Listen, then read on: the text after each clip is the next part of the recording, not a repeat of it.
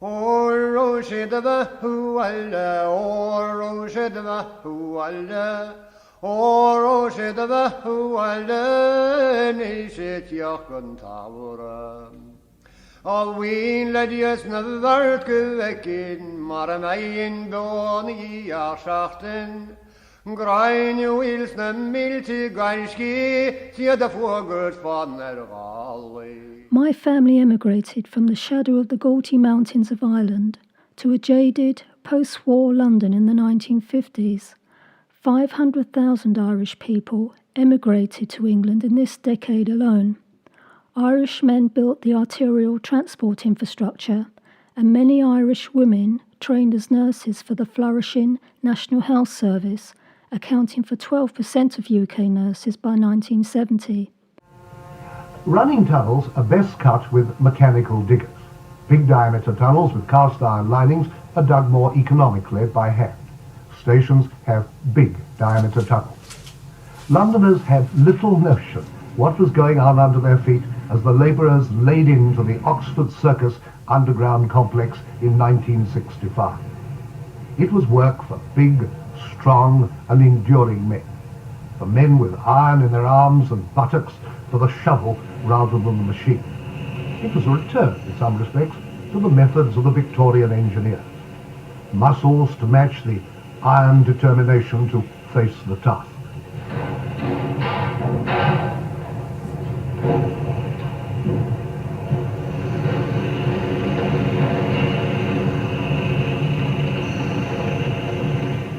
Where did they come from? Where have they come from so often in the story of these islands? Sons of Ireland, almost all of them, descendants of the formidable navvies who dug the canals and laid the railways. The men who astonished Europe when the canals were cut in the 19th century by cooking steaks in their spades over their bonfires. Back again, better paid, with pneumatic drills to help, to mine the new Victoria line. Men with big appetites, mighty thirst. Seldom will you hear an Englishman sing the praises of an Irishman or admit their vital role for the British Empire. In London, I attended Catholic schools. Although many of the children were of Irish immigrant parents, we were not taught the truth about Britain's direct role in Irish history. My old school history books covered the Tudor and Cromwell era when I was 13. The Irish problem was dismissed as putting down the Irish rebellion of Irish Catholics. No mention of why they were rebelling. As part of my awakening, I set about unlearning the lies, discovering the brutal oppression and genocide of Irish Catholics by the British government and monarchy. Our elders passed on this knowledge verbally, but sadly the young no longer engage with the past in favour of self-devotion, compounded by revisionist Marxist education. I hope I can awaken your intellectual curiosity, inspire you to study Irish history in depth, and reconnect other Irish families dispersed across the world should my message reach there. There are many excellent comprehensive video documentaries on Irish history, so my video serves to contribute my original study data and historic published data not covered by others. Please avoid glossy, monetarized channels who merely churn out copied work, uncaring and unknowing of Ireland. I present a concise history timeline in bite-sized format and align with climate and mortality data over 3 millennia. This will expose the current climate emergency as a fraudulent political agenda. I submit direct links to climate experts who will detail this suppressed fact. Climate data is set showing us summer reconstructions of the Palmer Drought Severity Index from AD 0 to 2012. In Ireland's situation, it demonstrates rain levels rather than drought. Data is calculated from tree ring chronology called dendrochronology or tree time. Tree rings reveal a record of climate history over millennia, including drought and rain levels.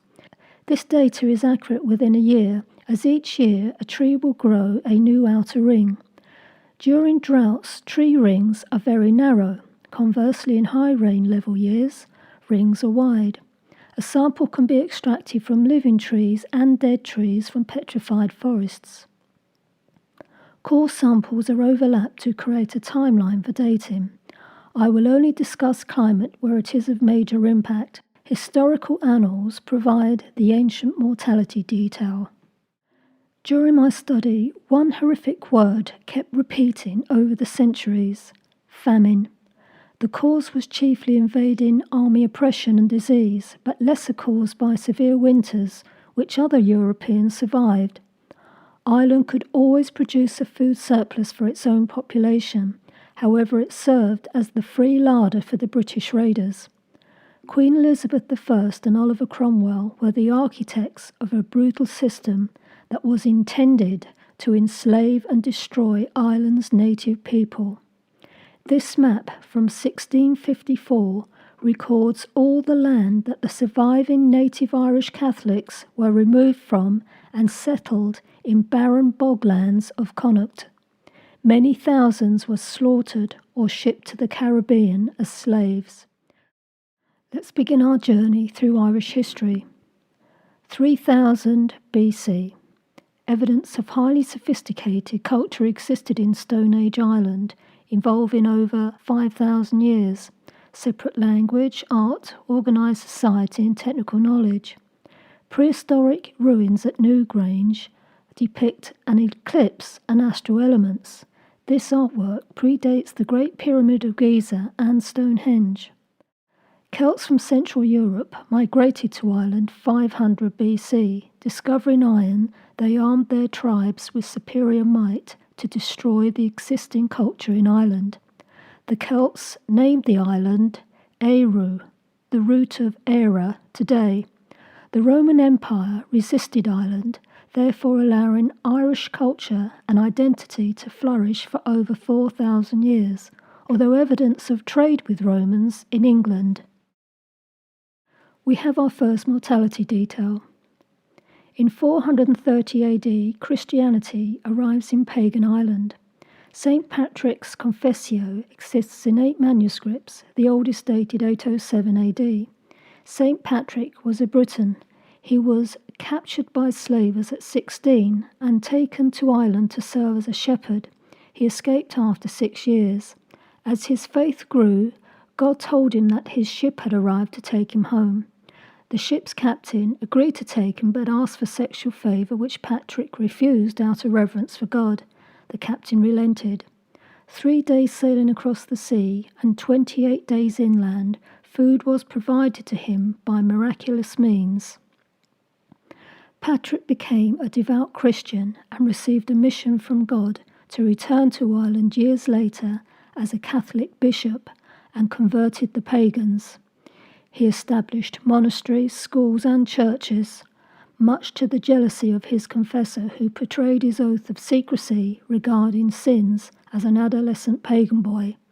St. Patrick was much disgraced and humiliated as a result. For me, this is his very strength and worthy of Ireland's patronage. St. Patrick was a most humble and self-deprecating man who publicly admitted all his failings in the eyes of God and man. Extracts from his Confessio. I am Patrick. I am a sinner, a simple country person, and the least of all believers. I am looked down upon by many. I blush, and I'm afraid to expose my lack of experience because I can't express myself with the brief words I would like to in my heart and soul. Flesh can be an enemy dragging towards death, that is, towards doing those enticing things which are against the law. St. Patrick is celebrated the 17th of March as patron saint of Ireland. The Vikings invade Ireland. The pagan Vikings of Norway came to plunder and destroy monasteries. The fragmented armies of the Irish kings and chieftains fought back, but later invasion and settlement by Danish Vikings forged a civil war in 850 AD and sealed the defeat of the Irish, although the Vikings later assimilated. By 1014 AD, King Brian Boru led a united Irish army and defeated the invaders. Christian Ireland survived. The Norman invasion of Ireland. Continued internal fighting among the Irish kings saw Leinster the King Dermot MacMurrough exiled to Norman-ruled England. He sought allied forces with Norman Henry II. English Baron Strongbow was promised Dermot's daughter and Leinster in return for his army to defeat the kings of Ireland. 1171, Strongbow succeeded as King of Leinster. Quickly Henry II followed to assert rule over all Ireland. Norman Ireland was ruled by the kings of England and controlled by loyal Anglo-Norman lords from 1177 to 1542, apart from Irish chiefdoms. English rule and law declined, and Ireland enjoyed some autonomy. Famine across Europe. 100 years of high temperature, known as the warm period, extended land available for farming, which yielded bumper harvests. The abundance of food fostered a boom in population. From 1300, the warm period descended into a polar opposite of frozen winters and cool wet summers. This climate pattern proved to be a deadly combination for the population explosion. Crops failed, fish migrated to warmer waters, cattle perished. The result was a catastrophic famine. The scarcity of food resulted in food price inflation, and the poor were to face inevitable starvation. Mortality rate is estimated at 10 to 25%. Weakened bodies are subject to many diseases. The Black Death Plague was introduced to Ireland via the ports of Dublin and Cork. Vessels were carrying flea-infected rats. The plague was highly contagious in pneumonic and bubonic strains. If one infected person contracted the plague, the whole of the family was bound to die. Franciscan friars reported some villages were left without inhabitants. The trade routes across Ireland facilitated the spread of the plague, with the exception of remote mountain communities. Further outbreaks of the plague were chronicled up to 1398.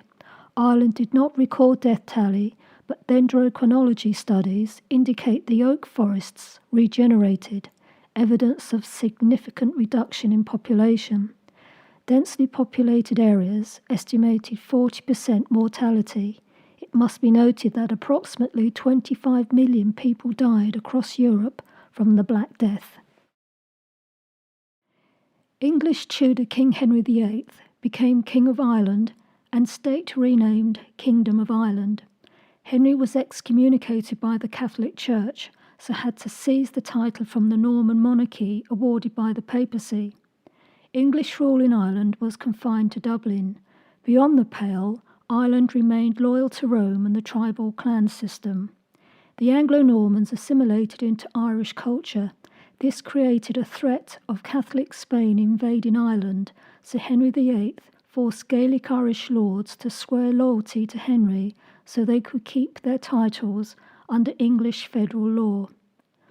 Queen Mary introduced the plantation of English Protestants. Her successor, Queen Elizabeth I, in 1558, continued the English plantations of Protestants with military might. She had killed 30,000 in Munster, destroying their land and livestock. Famine resulted. 500,000 acres of land was given to the English settlers.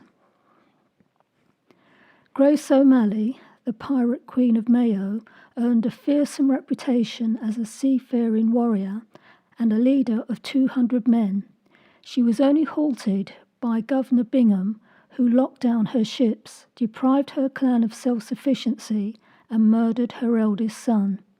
The desperate Grace petitioned Queen Elizabeth I to appeal for her rights to overrule Bingham's authority.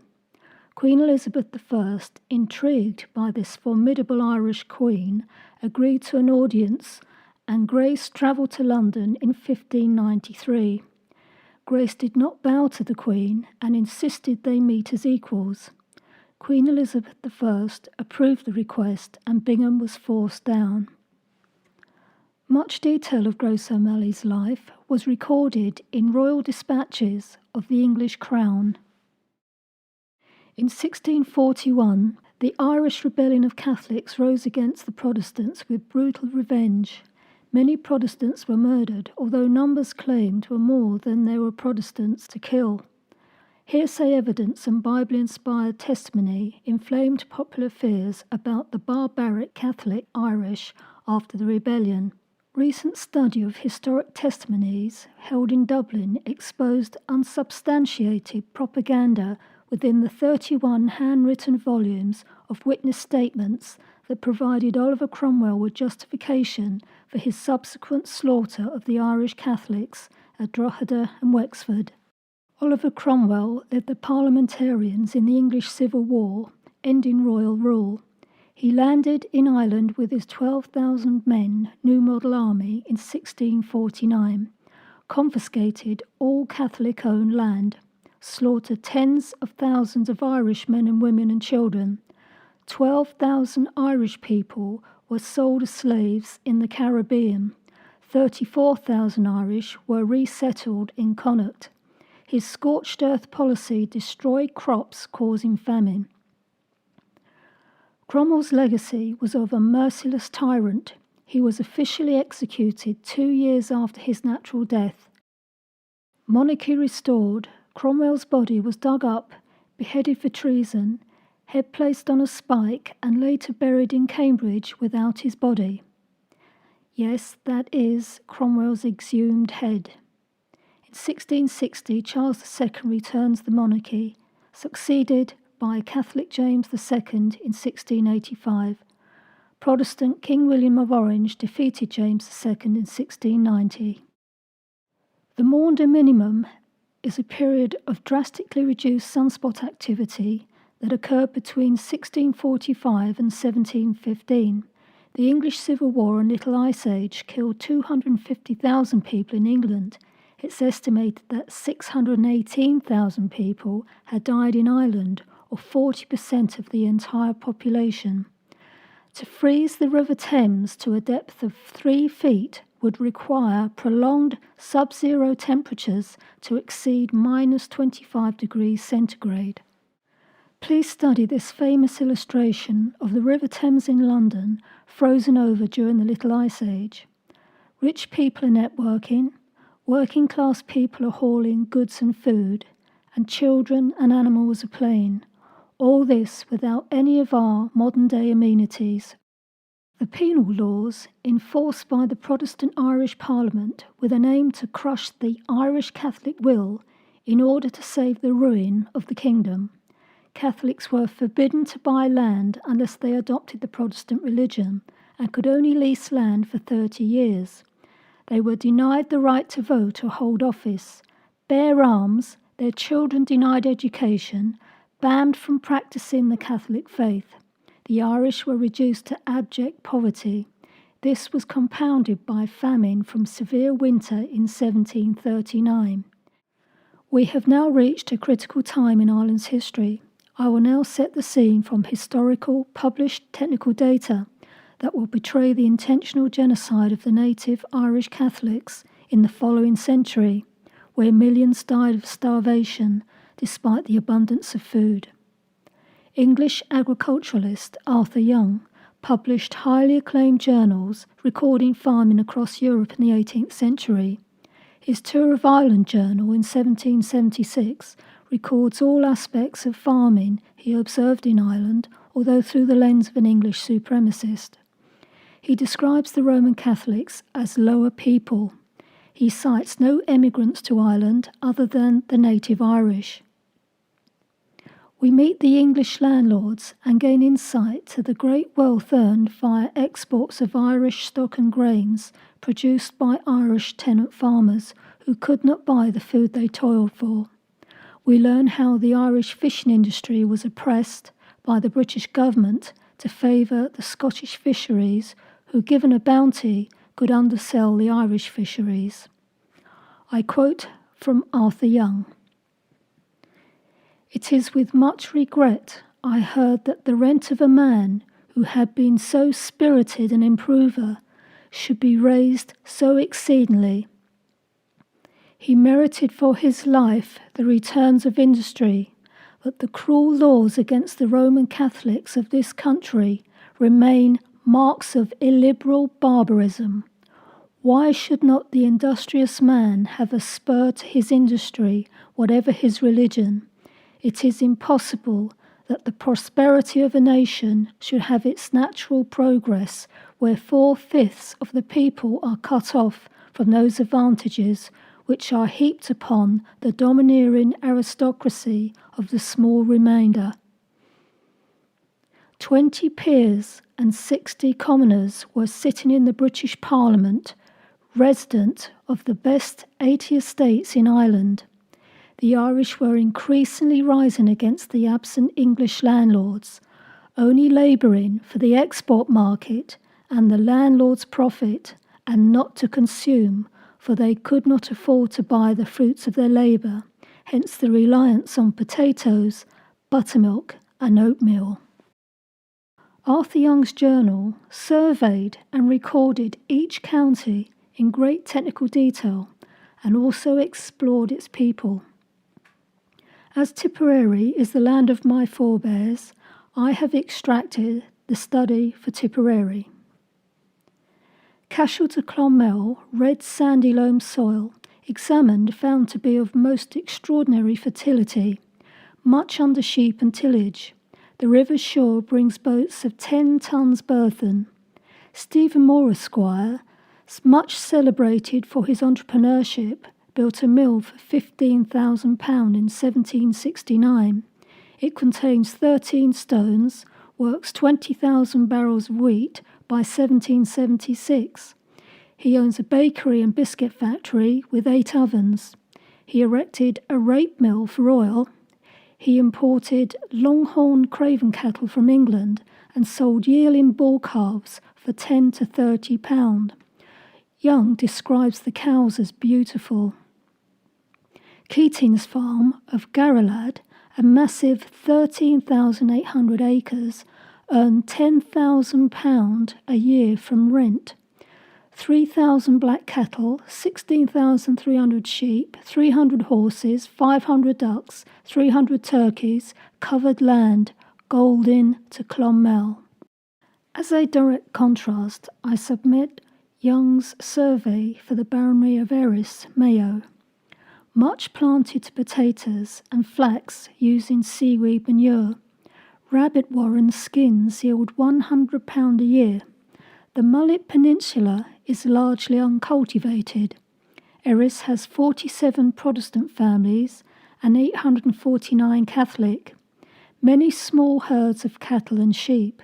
Landscape is without trees and covered with bogs. Red deer run wild in the mountains.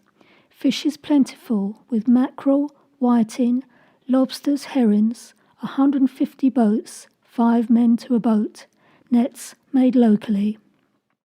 By 1801, the Act of Union saw the unification of the United Kingdom and Ireland. Protestants rejected Catholic emancipation, and last of the Penal Laws were repealed. However, bribes and corruption moved opinion. Irish MPs, all Protestant, sat in London House of Parliament and Lords. William Pitt promised full emancipation for Catholics, however this was not delivered. 1817 to 1819, famine, attributed to high rain levels causing crop failure.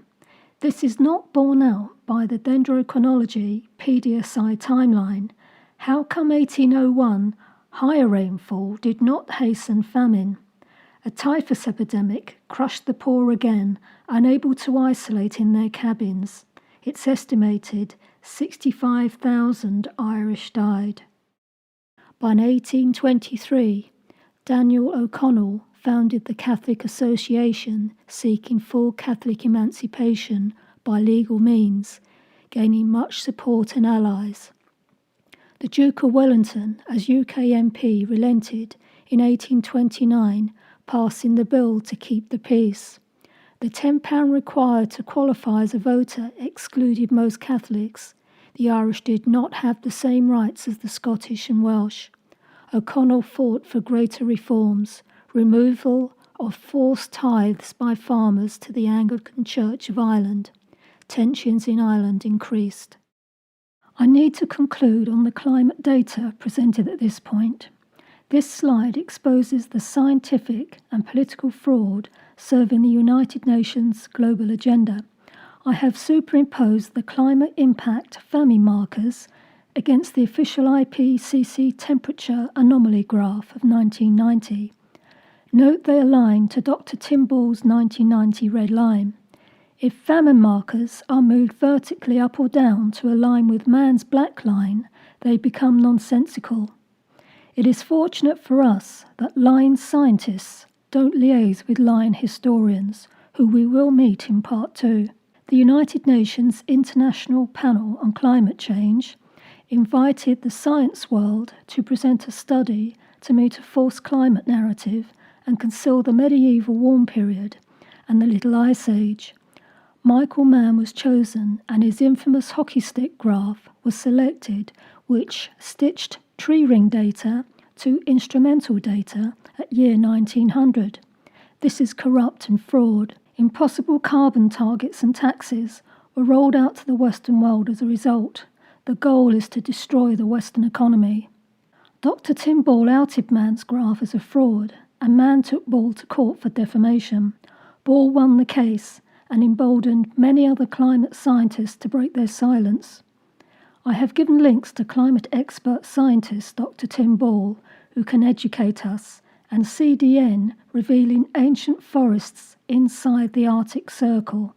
This is evidence of historic warmer climate. Extinction Rebellion activists are recruited and paid £400 a week to protest. They are financed by elitist Soros and non-government organisations. Please research. Your future depends on the truth. In part 2, I focus on the Great Starvation of Ireland, 1845 to 1850. I extract Ordnance Survey Army mapping data and discuss published documents by witnesses to the genocide.